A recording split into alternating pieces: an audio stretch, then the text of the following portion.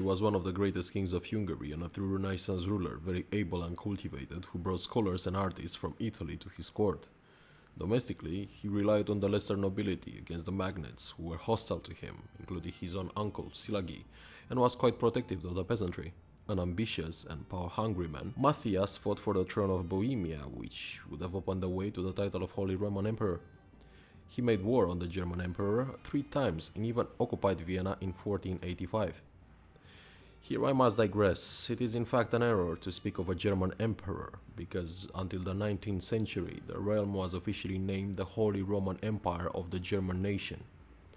We cannot speak of an Austrian emperor, not even under the Habsburgs, before 1807, when Napoleon brought an end to the old European medieval order, in which there was only one emperor in Europe who, according to the protocol, preceded all other European rulers, even at times when the King of France, by example, was a more powerful ruler.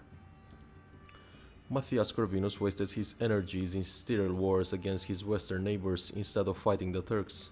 The result was that 36 years after his death, the Hungarian kingdom, for which he had such high ambitions, crumbled before a single Ottoman attack.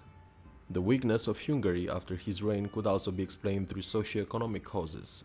Following the 1437 Bobulna uprising, not only had Hungarian feudal society not improved the condition of the peasants, but it had actually made it worse, partly through a constant state of warfare, modern warfare in that time, using expensive firearms and trained mercenaries who cost vast amounts of money, and partly to oppression. In 1540, a new peasant revolt spread through Transylvania and Hungary under the leadership of Székely, mercenary called Doza György, Romanian called Gheorghe Doja. As with previous such revolts, it united peasants of all ethnicities, and like previous revolts, it was drowned in blood.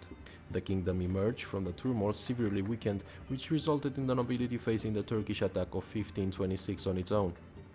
Again, note that it can be unwise to pass judgment on history, for in the beginning of Ottoman domination of the Balkans and Central Europe, peasants were often less oppressed by taxes and labor duties under the new pagan masters than they had been under the Christian feudal lords.